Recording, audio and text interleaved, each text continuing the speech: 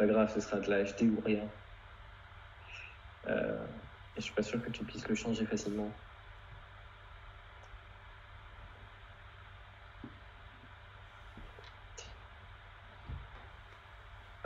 Bon, écoute, il est 19h. Pour les gens, il sera 19h et quelques secondes de passer. T'es chaud? C'est moi? Oui. Ok, bah écoute, c'est ton tour. C'est ton heure de gloire sur la chaîne Twitch de Simcare. Cool, merci pour Je te l'invitation. laisse. Pas de soucis, c'était avec plaisir. Du coup, bah, je désactive mon micro et tout ça. Je te laisse présenter le truc. Ça y est, c'est à moi là? C'est toi, t'es dans le game là, c'est ton moment. Ok, ça marche. Pour toutes les personnes qui sont là aujourd'hui, c'est cool. Merci d'être là. Alors c'est un petit peu bizarre de ne pas être face à un public ou de pas, même ne serait-ce qu'avoir des visages comme dans un Zoom ou quoi. Donc c'est une première pour moi Twitch, donc voilà, soyez indulgents. Alors je vais zapper pour passer dans ma présentation Keynote. Aujourd'hui, on va parler de dplyr. Et principalement quelques changements qui ont été apportés dans la version 1. Donc alors, premier changement notoire, on a un nouveau logo qui tue. Voilà, qui est un petit peu plus abouti, un petit peu plus complet, qui a été produit par Alison Horst, qui fait pas mal d'illustrations dans la communauté R et qui, en ce moment, pendant un an, est hébergé en tant qu'artiste officiel de RStudio. Et donc, grâce à ça, on a pu avoir un superbe logo ainsi que d'autres illustrations que vous verrez pendant la présentation. J'ai dû un petit peu me limiter sur ce dont je vais parler parce que la version 1 nous a amené à faire énormément de changements. Ça a été une version qui a mis peut-être un an, quelque chose comme ça, à se développer. Et quand d'habitude on fait un article de blog pour expliquer les changements d'une version, là on a produit quelque chose comme 9-10 articles différents.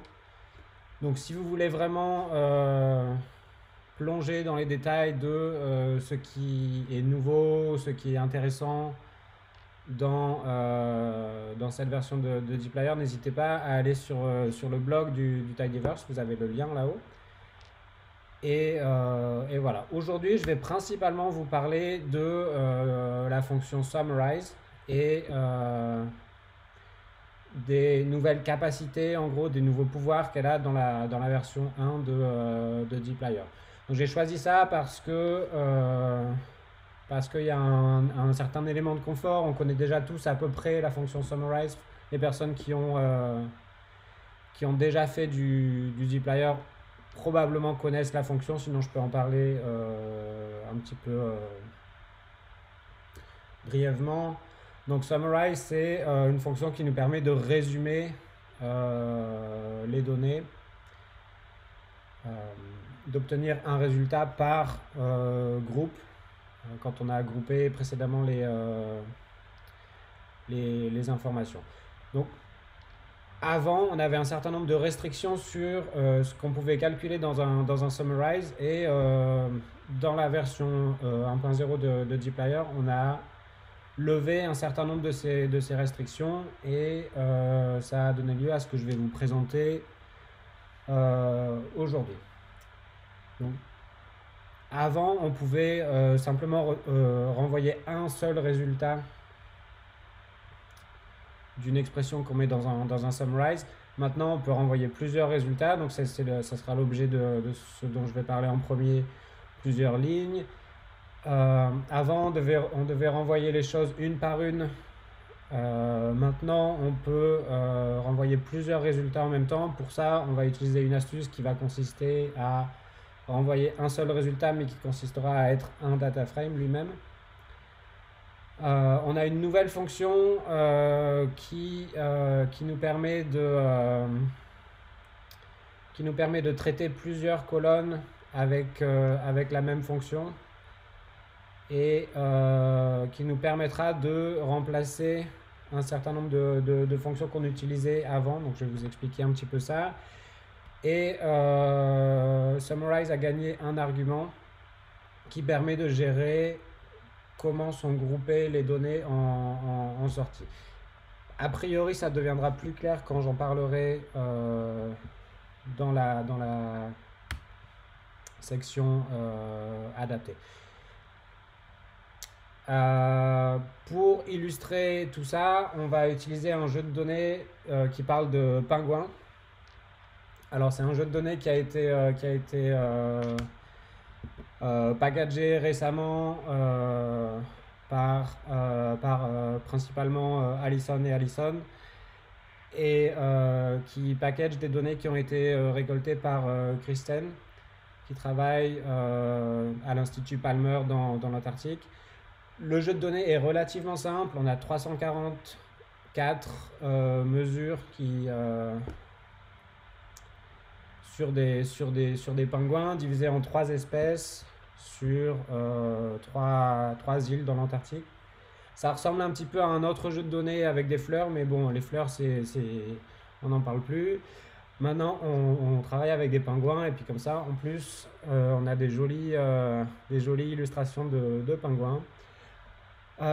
Aujourd'hui, on va principalement utiliser les colonnes donc species pour l'espèce, et les 2 colonnes bill length et bill depth, donc la longueur et la profondeur du bec du pingouin.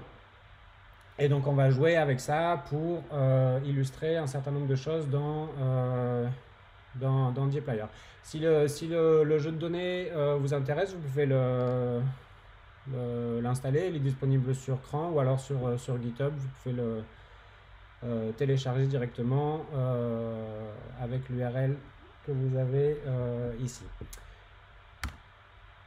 Donc la première chose dont je voudrais parler, c'est la possibilité de renvoyer plusieurs résultats. Donc typiquement, quand on prend un data frame, qu'on fait un group by et qu'après on fait un summarize, dans les versions antérieures de dplyr, les expressions qu'on avait à l'intérieur, ce qu'on a ici comme probe, length et depth, devait obligatoirement renvoyer un seul résultat, un chiffre, une chaîne de caractères, etc. Maintenant, on a levé cette restriction-là, et on est capable de renvoyer plusieurs résultats. Et après, dplyr fait sa petite cuisine interne de façon à construire le data frame de sortie. Alors, il y a des restrictions, bien sûr. On ne peut pas avoir une colonne qui renvoie 2, une colonne qui renvoie 3, etc. Il faut que ça reste compatibles ensemble. Donc si les différentes expressions renvoient le même nombre de résultats, on est bon. Donc là par exemple, on a 3 expressions, probe, length et depth, qui vont chacune renvoyer deux informations. Donc probe va renvoyer le niveau, les 2 niveaux qu'on veut utiliser dans quantile. Donc on veut le premier quartile et le 3e quartile, 0.25 et 0.75. Et donc on veut calculer les quantiles de la longueur et de la profondeur des différents pingouins. Comme on a des données manquantes, on va utiliser na.rm égale true, parce que sinon on aurait des résultats na aussi en sortie. Et donc là vous voyez le data frame qui est construit à 2 lignes pour les pingouins Adélie, 2 lignes pour les pingouins Chinstrap et 2 lignes pour les pingouins Gentoo. Ça, c'est quelque chose qu'on ne pouvait pas faire précédemment dans dplyr, qui maintenant devient relativement commode, relativement simple à mettre en place. Alors, ça a quelques implications dont je parlerai après. Mais pour l'instant, on peut juste se féliciter que c'est cool, on peut renvoyer plusieurs résultats dans une expression de summarize. Ok. Le deuxième truc intéressant, c'est qu'on va pouvoir renvoyer plusieurs colonnes. Alors, là, par exemple, au lieu d'avoir un summarize dans lequel on avait deux expressions min et max, on va renvoyer une seule expression, mais qui va être construite dans on va renvoyer un data frame en fait.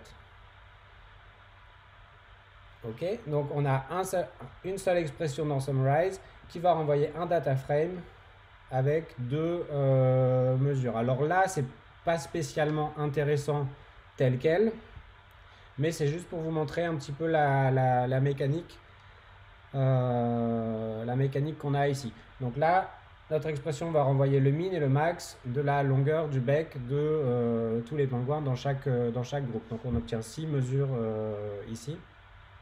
Bien entendu, ici, ça n'a aucun intérêt dans la mesure où on aurait pu écrire directement summarize min égale machin, max égale truc, et ça aurait été la même chose. L'intérêt, c'est que au lieu de mettre directement data frame là, on va pouvoir utiliser une fonction qu'on a précédemment créée. Donc si je prends exactement le même exemple, mais que je balance la fonction qui crée le data frame autre part, c'est-à-dire dans une fonction que assez intelligemment j'ai appelée min-max. Voilà. On a une fonction min-max qui prend un vecteur et qui va construire un data frame avec deux colonnes et une seule valeur par une seule ligne. Voilà, donc ici on va pouvoir utiliser cette fonction là qu'on vient de créer nous-mêmes de façon à créer une sortie de summarize qui va avoir ces deux colonnes là. Summarize va récupérer le data frame et va bidouiller tout le truc de façon à nous construire notre résultat de sortie. Donc ça c'est cool pour créer ses propres fonctions, mais ça a aussi l'avantage que du coup on va pouvoir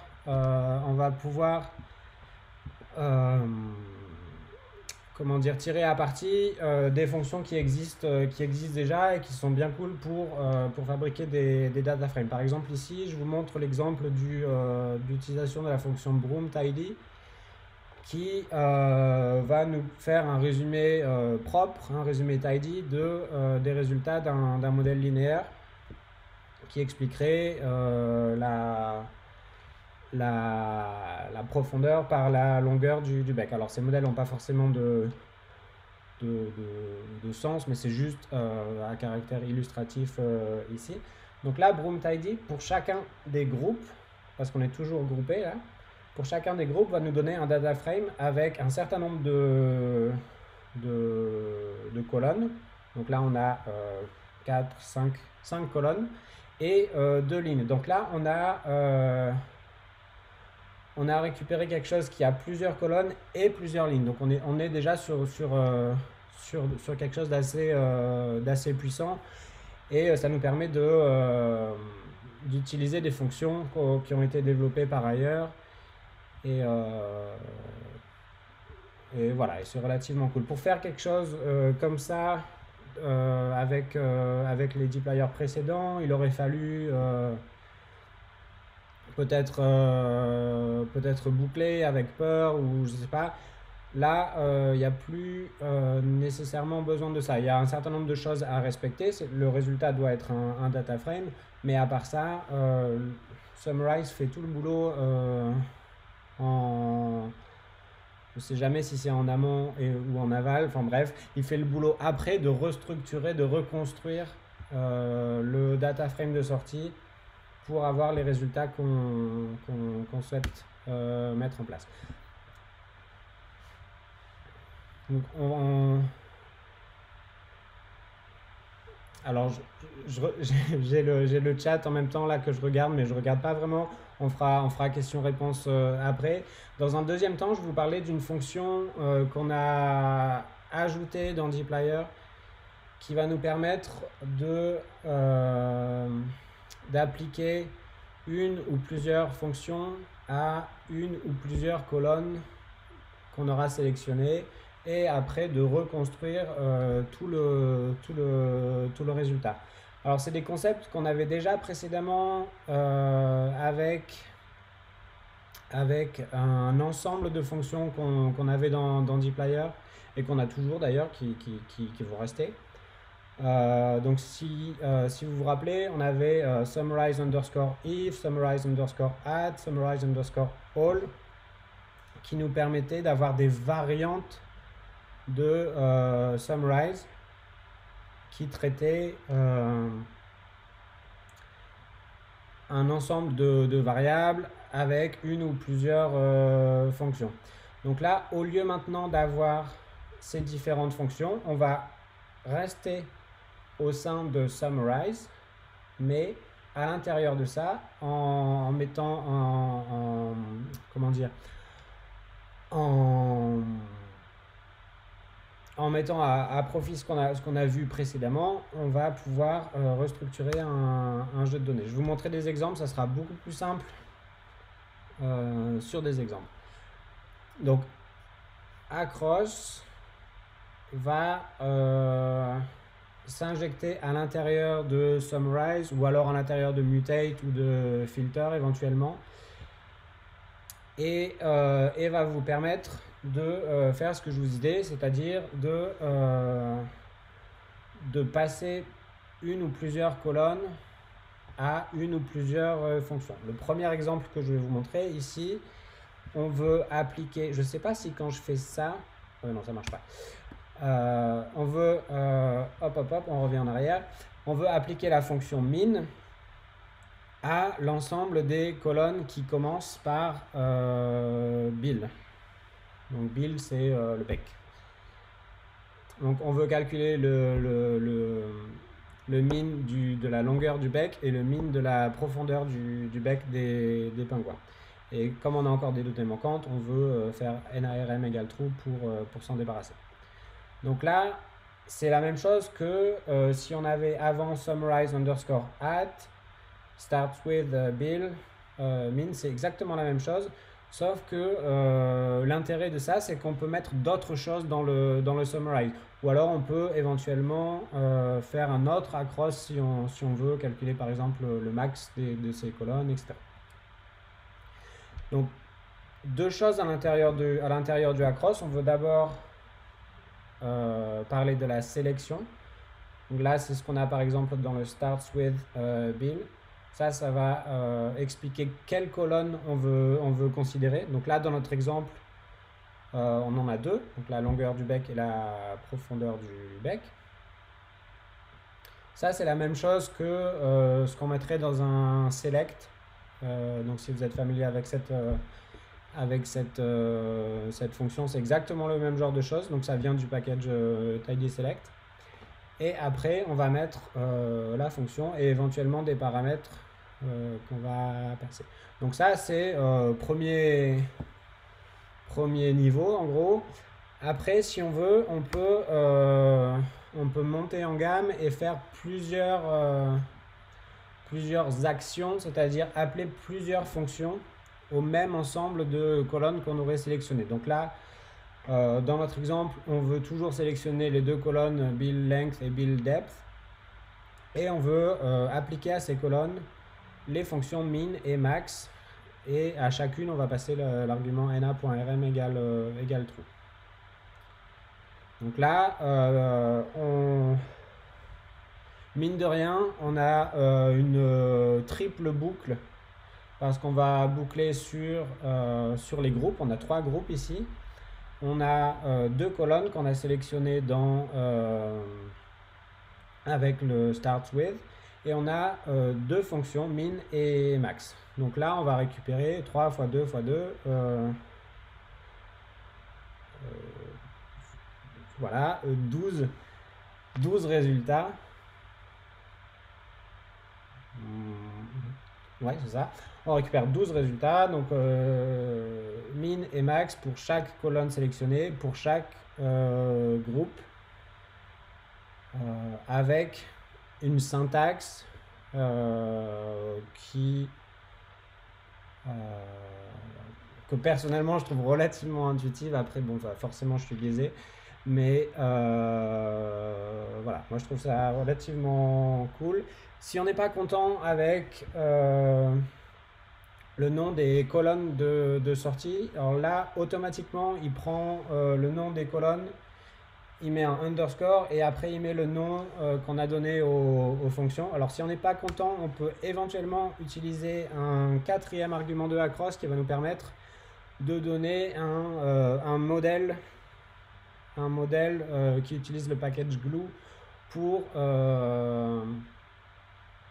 nous montrer comment on veut nommer les colonnes de sortie. Donc là, si je reviens en arrière, vous voyez que c'était d'abord le nom de la colonne sélectionnée, underscore, et après le nom de la fonction. Donc là, on fait, parce que c'est la valeur, c'est c'est comme ça qu'on a choisi par défaut parce que ça nous paraissait bien.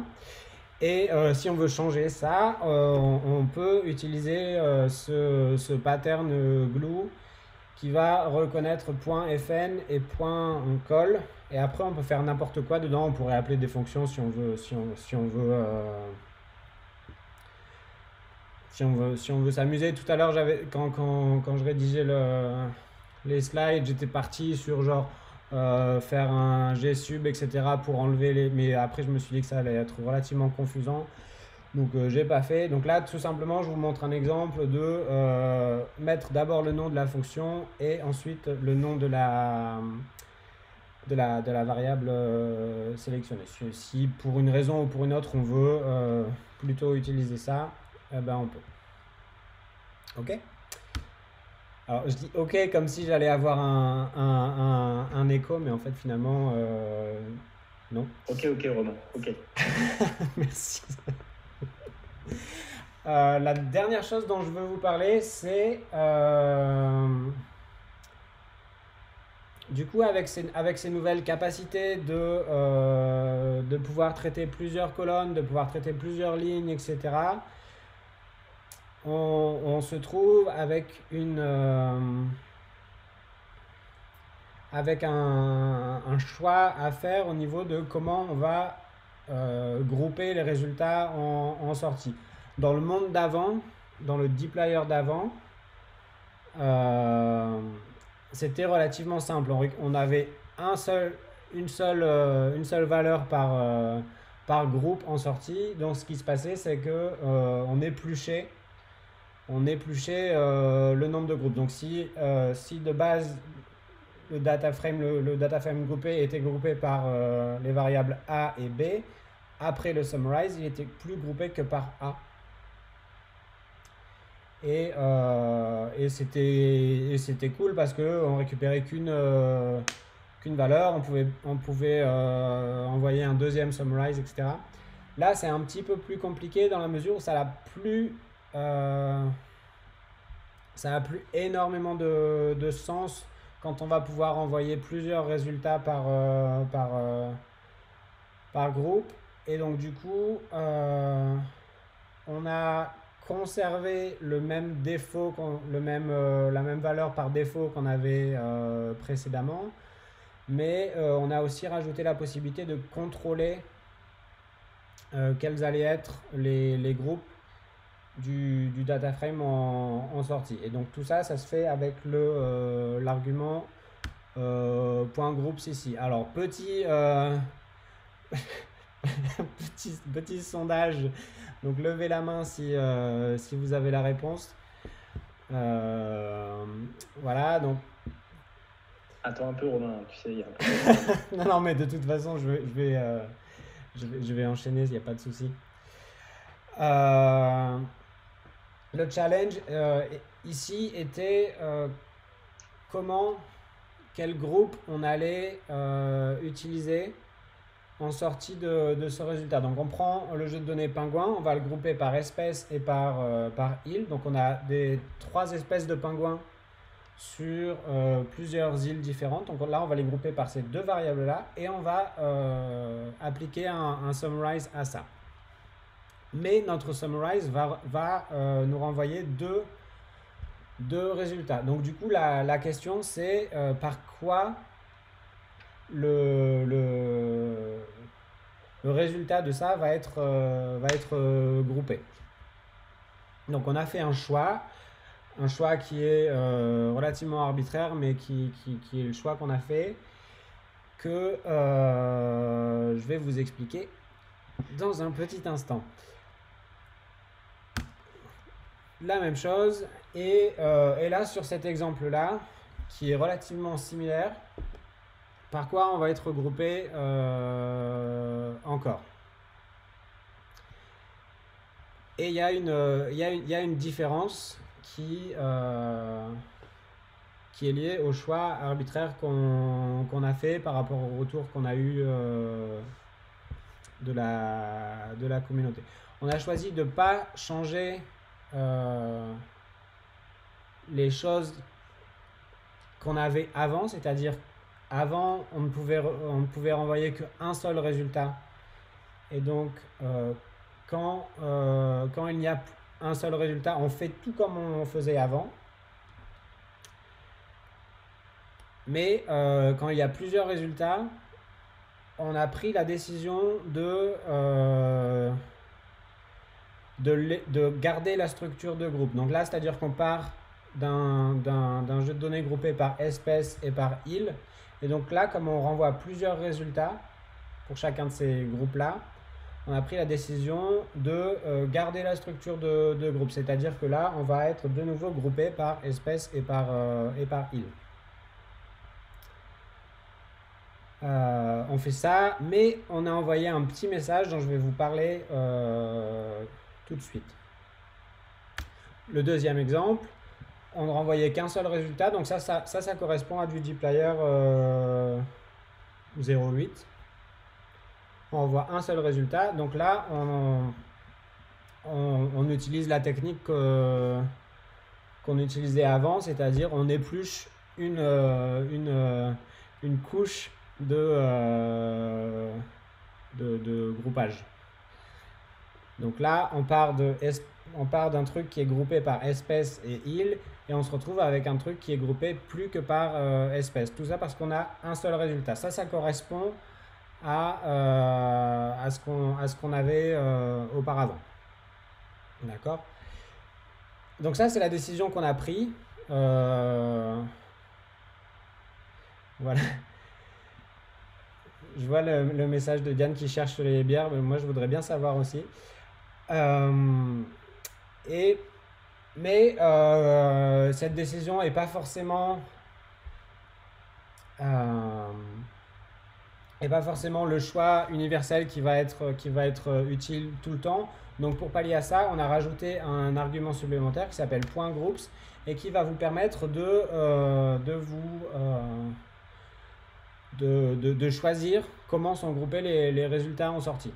Parce que, alors je ne sais pas si vous avez fait attention, mais depuis tout à l'heure, à chaque fois qu'on a un appel à Summarize, on se retrouve avec un message chelou avec Summarize Regrouping machin, ou Summarize Ungrouping truc.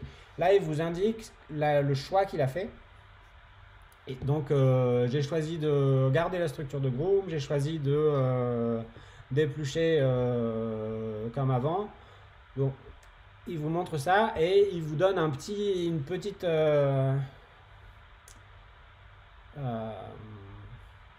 indice sur comment se débarrasser de ce message et prendre le contrôle de la structure de groupe en sortie. Donc on a plusieurs choix. On a groups égale drop. Donc là, tout simplement, on va calculer les résultats pour chaque groupe et après, pouf, on va se débarrasser de la structure de groupe. Donc après un summarize groups égale drop, le jeu de données n'est plus groupé par rien du tout. C'est un petit peu l'équivalent de faire un summarize et après de balancer dans un ungroup. Et voilà. Donc là, c'est une première solution. Une deuxième possibilité est de conserver la structure de groupe. Donc ça, encore une fois, c'est ce qui va être fait par défaut dans le cas où on a plusieurs résultats, au moins pour un cas. Mais si vous voulez, quoi qu'il en soit, que la structure de groupe soit conservée, donc là par exemple espèce et île, on peut utiliser groups égale keep de façon à conserver cette structure de groupe comme son nom l'indique. La dernière possibilité, c'est drop underscore last. Et ça va correspondre à ce qu'on faisait précédemment, c'est-à-dire le fameux épluchage. Donc on enlève une variable de groupe. Voilà, c'est à peu près tout ce dont je voulais parler. Je me rends compte que j'ai déjà un petit peu débordé par rapport à ce qu'on avait dit. Bon, Ouais, ça c'est comme cool, d'hab. cool. Mais a priori, on a le temps de continuer à discuter. Oui, on va prendre un peu de temps pour les questions. Et puis déjà, merci. Hein. Tout le monde, remercier chaleureusement Romain, s'il vous plaît, dans le chat pour cette présentation. Elle était cool. J'ai vu pas mal de questions qui étaient posées, enfin 3 ou 4. On les remontera si tu veux bien. Ouais. Mais vu qu'on a un peu, enfin moi j'ai un peu d'avance, puis en fait je suis là, donc je vais être un peu privilégié. J'ai une petite question du coup, parce que t'as pas trop parlé de Where, qui est assez puissant aussi. Oui. Est-ce que tu veux bien en dire 2 mots ou pas? Non. Ok. Si, oui, pas de souci. Alors, du coup, je vais me mettre dans Parce que là, tu avais fait un peu un équivalent d'un summarize at, si tu veux. Oui, c'est vrai. T'as pas vraiment montré comment on pouvait remplacer le summarize if, et puis du coup, c'est vrai. Alors, je vais me mettre sur. Faire un where. Je vais me mettre sur. Et pour ça, moi j'ai une petite question technique. Pourquoi il n'est pas exporté du package. Tu sais pourquoi il n'est pas exporté du package tidy select ce where?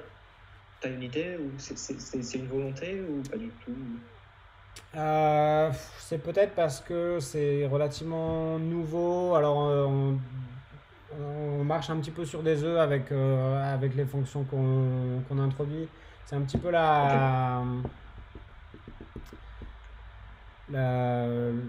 le problème avec des packages relativement populaires, c'est que dès qu'on introduit quelque chose, après les gens se mettent à l'utiliser, ce qui est super cool, mais après quand on se rend compte qu'on s'est trompé, qu'on aurait voulu faire autre chose avec cette fonction, etc., c'est super difficile de revenir en arrière et d'enlever des fonctions ou d'enlever leur signification, Ouais. etc. Donc des fois on fait un petit peu attention. Donc j'imagine que c'est par rapport à ça. Donc là, Ok. si ce que tu disais ici, on a alors parfait. Je vais recharger dplyr, recharger le package des pingouins et revenir sur mon exemple ici. Donc là, j'ai un summarize across qui va faire un équivalent, comme tu disais, d'un summarize at, c'est-à-dire qu'on va indiquer quelles sont les variables en utilisant leur nom. Ici, c'est la même chose que si on avait fait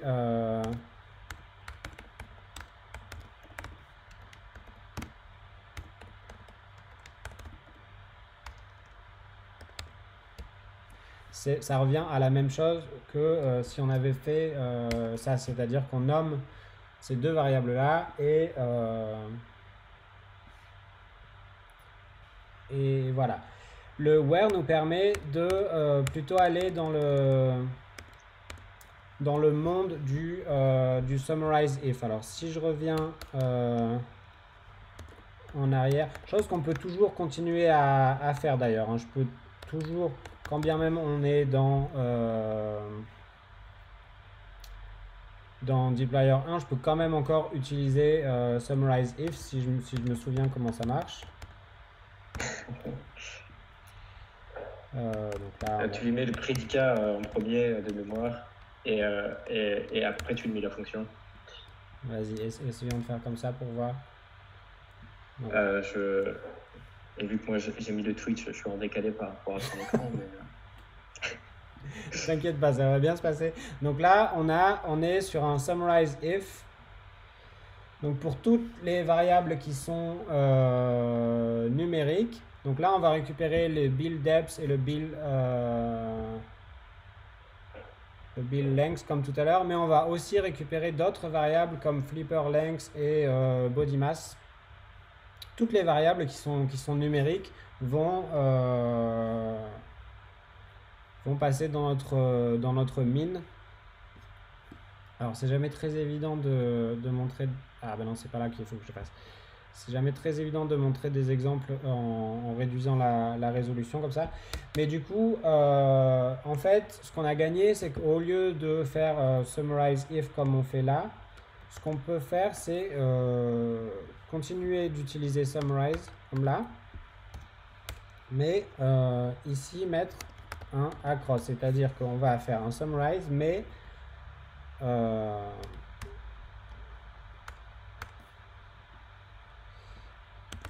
et donc là, à l'intérieur ici, on peut mettre notre where. Donc le where sert à ça, sert à dire on veut résumer toutes les colonnes qui vont répondre présent à ce prédicat. Toutes les colonnes qui vont avoir is numérique égale true, on va les passer dans la moulinette de la fonction qu'on veut utiliser ici. C'est-à-dire que là, on va récupérer le même résultat. Super. Voilà. Ouais, j'ai trouvé ça super cool. Donc ici, là, dans notre... ça marche dans les selects. Enfin, tu l'as pas dit, mais ça marche dans les selects. Le across marche dans les mutate, j'imagine, pour remplacer mutate add, mutate... oui, alors c'est moins... Et ça marche aussi dans filter. Et alors c'est moins courant, disons, de l'utiliser dans mutate et filter, mais ça fonctionne aussi. Alors il faut savoir que en fait, ce qui se passe quand on fait un across, c'est que en fait tout ce que le across fait, c'est nous renvoyer un data frame. Et c'est le fait que ce data frame ne soit pas nommé qui va permettre à summarize ou à mutate ou de picorer les colonnes et de les remettre dans le truc de départ. Par contre, si on donne un nom, à cette colonne, on va se retrouver avec ce qu'on appelle un pack ou alors une colonne data frame. Alors je sais pas vraiment comment on peut appeler ça en français, j'ai pas l'habitude de discuter de ce genre de choses en français, mais là au lieu...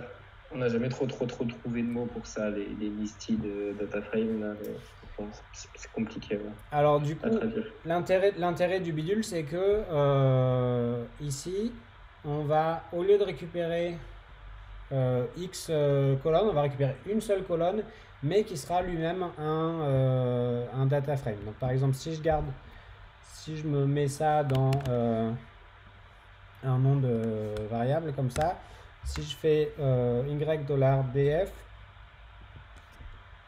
c'est lui-même un data frame. Donc là, ça peut avoir un intérêt ou pas. Tout ça pour dire que en fait, ce que fait Across, c'est simplement produire un data frame. Et après, il passe ce data frame à Summarize, et Summarize le restructure de façon à nous donner le résultat qu'on veut ici. Donc si on a le fait qu'on récupère un truc tidy avec species et après toutes les colonnes traitées par min, en fait c'est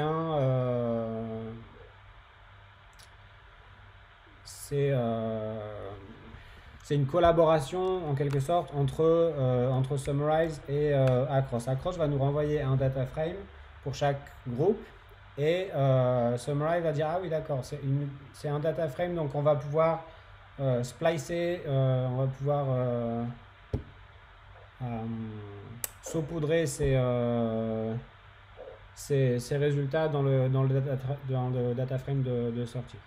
Donc il y a deux choses. C'est pour ça que j'ai structuré la présentation pour d'abord vous montrer qu'on pouvait retourner un data frame qui venait soit à l'intérieur de notre expression, soit d'une fonction qu'on a créée nous-mêmes, soit d'une fonction type broom, tidy, etc. Donc ça, on peut le faire avec n'importe quelle fonction tant qu'elle va nous récupérer un data frame. Et Across est un exemple de quelque chose qui va retourner un data frame et qui va avoir la spécificité de faire ça, c'est-à-dire de choisir un certain nombre de colonnes auxquelles on applique un certain nombre de fonctions. Ok. Nickel. Je te laisse faire le tri sur les. Oui, voilà. Je te laisse faire le tri sur les questions éventuellement.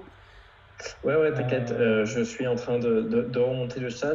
Une des premières questions qu'on avait eues, c'était quand tu as présenté, tu sais, le fameux glue là, qui permettait de mettre le pattern.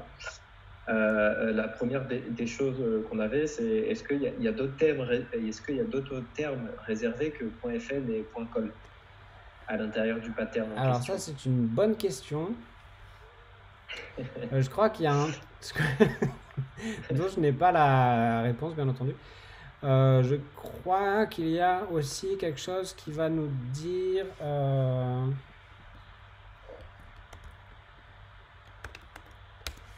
qui va nous parler de j'arrive, hein. Alors là, on est ici.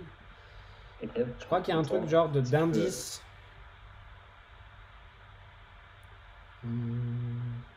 Ouais, bah non, il n'y a pas. De mémoire, je crois pas.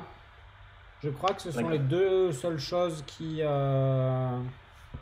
nous intéressent, le nom de la colonne en question et le nom de la fonction. Ouais, carrément. Je crois que c'est tout, mais après rien ne nous empêche de. Alors on est où?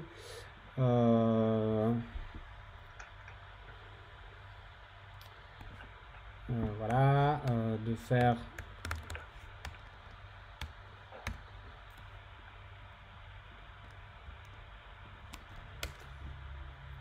Tu vois, par exemple, après là, on est dans glue, donc rien ne nous empêche ici à l'intérieur des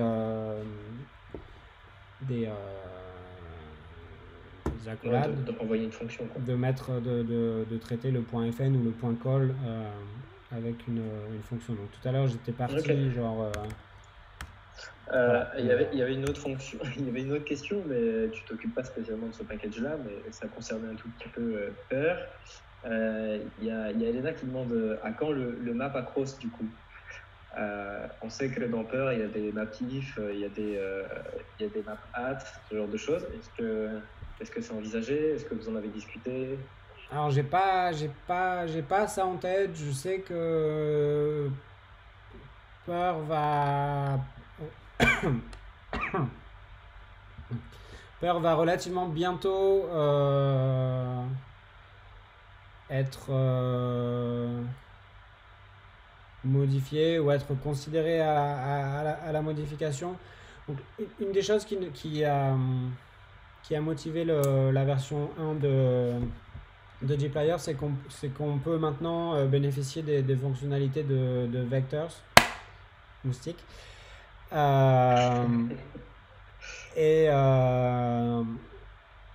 Et donc on va certainement aussi essayer de venir intégrer vectors dans Peur bientôt. Tidyr est déjà passé par la loop vectors et ensuite Peur. Donc effectivement, peut-être que c'est quelque chose qui sera considéré. Je sais pas dans le détail Ok. si ça a un sens ou pas. Là, comme ça, Ouais. je sais pas. Mais en tout cas, Peur va a priori bientôt. Du coup, on a une exclue là.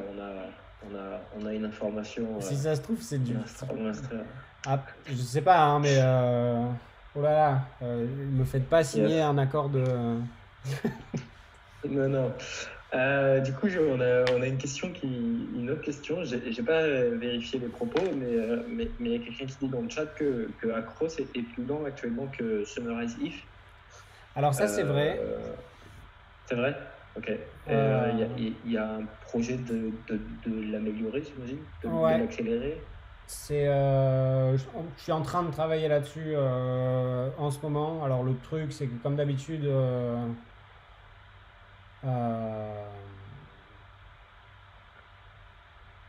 c'est quelque chose qui peut pas se faire en autonomie. Donc il va falloir bidouiller pas mal de trucs dans le package pour récupérer cette performance. L'enjeu, c'est de récupérer un Acros qui aura les mêmes performances que ce qu'on avait précédemment. D'accord. Voilà. Mais c'est juste des problèmes techniques en gros qu'on va essayer de résoudre, sur lesquels je suis en train de Ok. plancher en ce moment même. Ça marche. Et là, j'ai pas de. Et- Pour non, l'instant, non, je non, m'arrache pas de les souci. cheveux mais Tu, on compte sur toi. C'est comme pas de pression, pas de pression. Non, non, on a une question quoi de qu'il en Vincent. soit, Tu sais que si je me permets de te couper la parole encore une fois, je t'en prie. euh,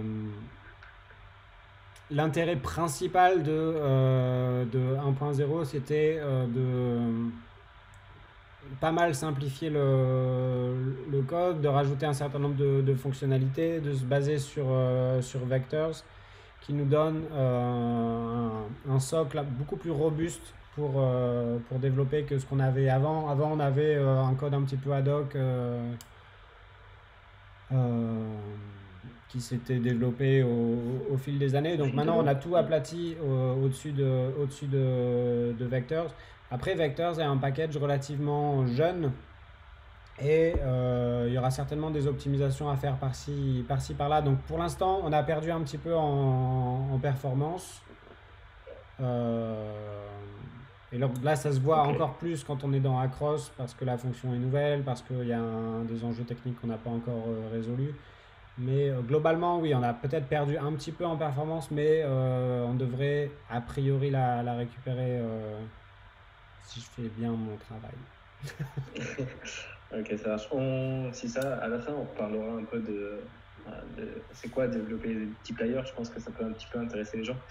Si on a encore un peu de temps. Avant ça, on va essayer de balayer toutes les questions. Il y a Vincent, tu sais, nous on fait de la formation, donc on a Ouais. besoin de traduire les mots. Il demande comment tu traduirais Across en français, mais je crois que tu t'es pas trop à l'aise avec ça. Non, c'est vrai que Certains ont proposé à travers, ouais, c'est pas ça mal ça, semble pas ouais. mal, je sais pas trop à Alors ça, voir. ça fait plus une traduction littérale, quoi. Il faut capturer la philo de ce que fait la fonction, quoi. Donc, Ouais, mais bon, après, c'est toujours des trucs qui font des boucles, en gros. De toute façon, là l'enjeu, c'était d'avoir une triple boucle, en gros. Voilà, donc bon. mhm. On est passé par Across, c'était pas forcément le premier choix. À un moment, on voulait utiliser AT, euh, Ouais, comme nom. On est passé par plusieurs noms, je me souviens plus exactement tout ce qui a été considéré, mais voilà, on a fini par utiliser Across, qui avait pas l'air d'être utilisé autre part et qui semblait bien fonctionner en tant que fonction qui s'utilise dans une fonction. Ok. Donc, on est plutôt dans le domaine des adverbes, je pense. Mais Ouais, oui, bon, je à sais, travers, je sais. ça me semble pas mal. Ouais, et Euh, même en anglais, c'est pas nécessairement le meilleur mot pour conceptualiser ce la que fait fonction. la fonction, quoi. Mais bon, ça, bon. Ok. Je sais, je suis pas, je sais pas. Euh, il y a plein de gens qui demandent comment tu as mis le master et tout ça dans ta console. Ce sera peut-être l'objet d'un autre Twitch. On va pas trop Ouais, alors s'étendre là-dessus. après, oui, je sais pas comment vous voulez. Je peux répondre C'est de la je config, peux je pense. répondre à ces questions-là. Euh, Non, mais on va demander s'il n'y a pas d'autres questions avant ça, Vas-y, vas-y, avant de vas-y. s'étaler là-dessus. Je vais voir un peu si d'autres personnes ont d'autres questions. Je sais de mémoire, Vincent, que à la formation Git, la dame à l'époque nous avait montré ça. C'est peut-être plutôt de la config de terminal, je crois. Moi, du coup, avant de. Bon, il n'y a personne qui pose vraiment de questions. Avant que tu nous présentes comment on met master dans la console, Je t'écoute. ou comment on peut avoir la jolie flèche, est-ce que tu veux bien parler un peu du boulot de l'open source, de comment ça s'est passé pour passer de la version de la 0.8 à la version 1? C'est des choses qui peut-être peuvent Ouais. intéresser les gens et ils savent sûrement pas comment réellement ça se passe l'open source, quoi. Comment ça se passe pour vous, ce que vous faites tous les jours. Je sais que souvent tu tweets que t'en peux plus des tests unitaires.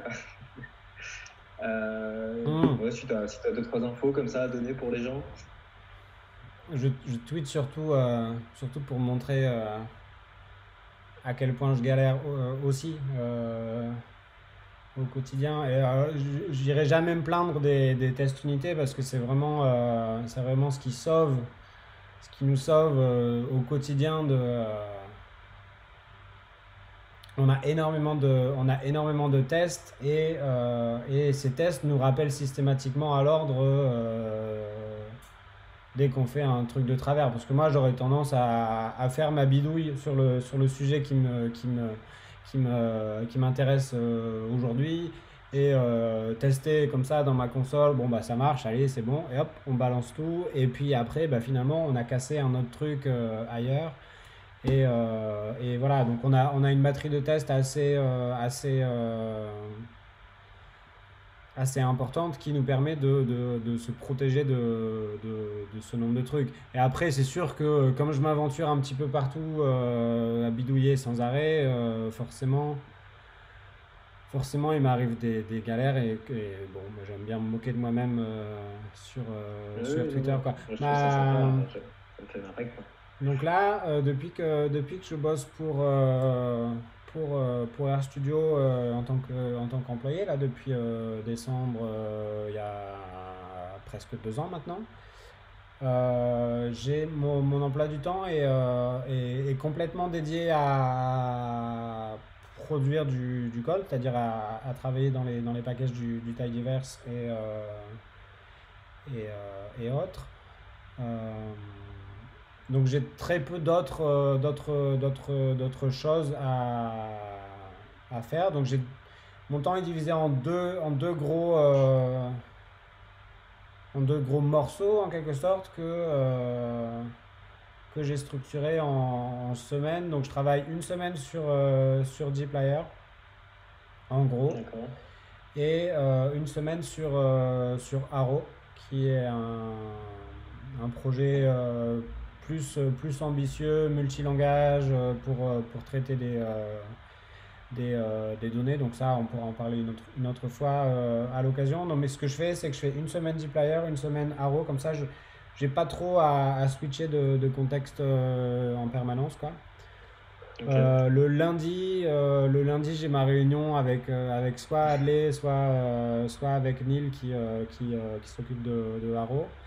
Et bon, voilà, pendant une demi-heure, on discute de ce que j'ai fait la semaine précédente, de ce que j'ai l'intention de faire cette semaine, Ok. des enjeux. Des fois, on discute sur un petit peu plus le long terme, voilà, mais voilà, j'ai ma réunion d'une demi-heure avec la personne qui gère le package que je vais bidouiller cette semaine là, donc ça va être Adley ou Neil. Et voilà, et puis après, toutes les semaines, on a aussi une réunion Tidyverse de 90 minutes avec toute l'équipe de Tidyverse et parfois des invités, où on fait des... En général, il y a 2 personnes qui font des présentations pendant cette réunion, et puis sinon on discute, quoi. Voilà, mais Ok. à part ça, sinon, c'est développement, développement, développement. Il y a un certain nombre de choses qui sont prévues. Après, il y a des choses qui ne sont pas prévues, qui arrivent dans les issues sur GitHub ou sur Community ou autre. Et puis, voilà, quoi. Enfin, après, c'est relativement libre et Ok. super Non, c'est bien. passionnant en tout cas. C'était un peu pour dire aux gens comment ça se passait, quoi. Dernière question, attends, avant ça, il y a Programming University qui dit qu'il comprend pas très bien les points cols. Les points cols, si moi j'ai bien compris, c'est pour faire référence au nom de ta colonne, si tu utilises un acros, pour pouvoir renommer tes colonnes, si tu veux. Les autres, on a pu avoir Ça là? répondu, en fait. Ah oui, combien de temps entre la 0, c'était la 8.4, c'est ça? Je sais plus. Et la 1.0, combien de temps de dev pour arriver à ce que vous vouliez? Euh, Pas mal en fait, hein. J'ai l'impression que ça a duré plus d'1 an. Ouais. Bon après, au-delà de ça, il y a eu des galères perso et tout qui ont fait que ça prend plus de temps que prévu. On a plus ou moins abandonné une version 0.9 qu'on aurait mis entre 0.8 et 1.0, quoi, parce que ça devenait trop galère en gros de maintenir ces deux horizons différents. On avait un certain nombre de choses qu'on avait commencé à avancer donc dans 0.9 qui continuaient à utiliser RCPP et qui ne dépendaient pas de vectors, etc. Et du coup, on avait un horizon un peu plus lointain qui dépendait de Vectors. Et au fil du temps, Vectors a maturé et est devenu quelque chose de concret. Et au bout d'un moment, on a dit, bon, bah tant pis, on va essayer de sauver un certain nombre de choses qu'on avait mis dans 0.9, les intégrer à cette version 1.0, et puis voilà, donc ça ralentit un petit peu aussi. Après, c'est vrai que le fait de faire une semaine dplyr, une semaine pas dplyr, après du coup, chaque lundi, il faut se remettre dans le bain, et il faut charger en mémoire Ouais. tout le bazar, quoi, mais ouais, je dirais à peu près 1 an entre synchroniser les développements avec dplyr, avec tidyselect, avec vectors, avec erlang, Ok. et ajouter des nouvelles fonctionnalités, réparer les trucs qu'on avait cassés avant, Ouais. etc.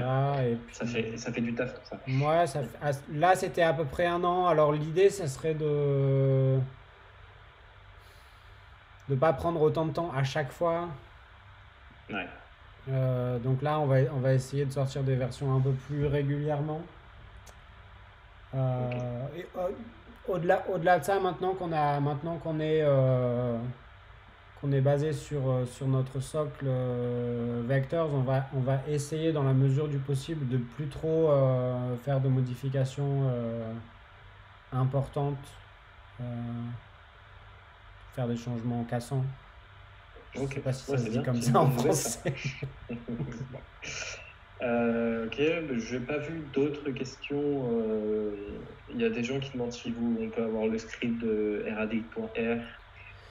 Ouais, bah si tu veux, je te l'envoie par mail après et puis tu fais, je sais Ça pas comment marche. vous Ouais, faites. on fera un lien vers une ressource Si, sur YouTube, si on met la vidéo sur YouTube. Oui. si, s'il y a d'autres questions ou etc., n'hésitez pas à me contacter sur Twitter. Là, il y a mon nom Twitter. Je balancerai les slides, un lien vers les slides de la présentation sur Twitter tout à l'heure là. Ok. Euh, et puis je sais pas si vous voulez mettre en ligne la, la présentation elle-même ou alors cette conversation en cours là, mais n'hésitez pas. Je, je Ok. relayerai l'information au Bah, cas parfait. Ah ouais, échéant. tu utilisais Prompt, c'est ça? Bon, Oui, il est là on sur on le. va pas s'étaler.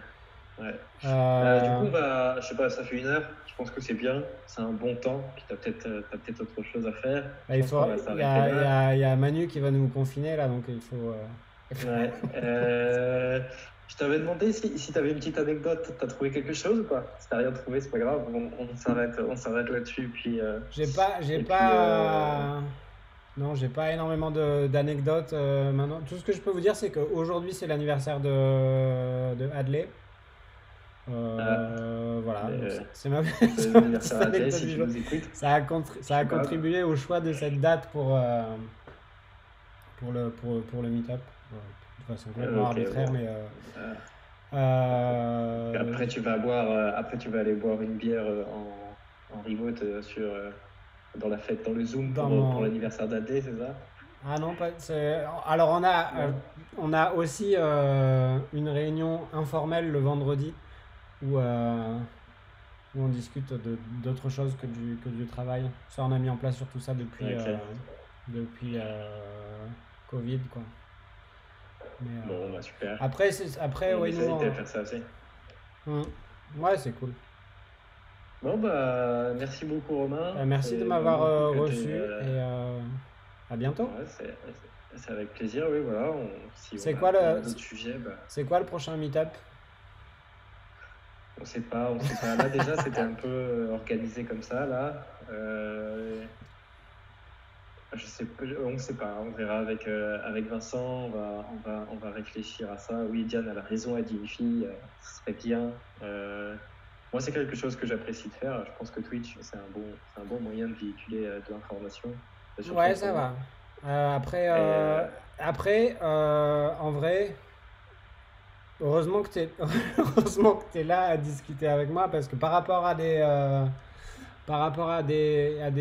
Zooms ou à d'autres systèmes de conférences qu'on est amené à utiliser maintenant, euh, c'est vrai que là, il n'y a pas d'écho. Je vois pas il y a juste le chat et je vois pas concrètement les visages des gens qui, en même temps. Donc c'est vrai oui, qu'il oui, y a, oui. ça amène un petit côté frustrant, mais sinon ça va, c'est pas mal. Ouais, Une fois que j'ai mis en place ce le que je bidule, trouve. ça marche. Non, mais maintenant, t'es un pro de BS, non? Tu vas pouvoir faire ça de ton côté et tout ça. On vous a pas dit, mais on a mis un petit temps quand même pour tout régler là. C'était sympa. Non, mais ça va, ça marche bien. Ok. Bah À écoute, bientôt. Romain, encore Ouais. merci. Voilà, le téléphone est tombé juste à la fin. Super. À bientôt. Bonne continuation pour toi. Ouais. Puis, À voilà. plus. Là, je clique sur arrêter le Allez, streaming, ok? bonne soirée. À plus. Salut. Merci beaucoup. Ouais, je crois que c'est ça, ouais.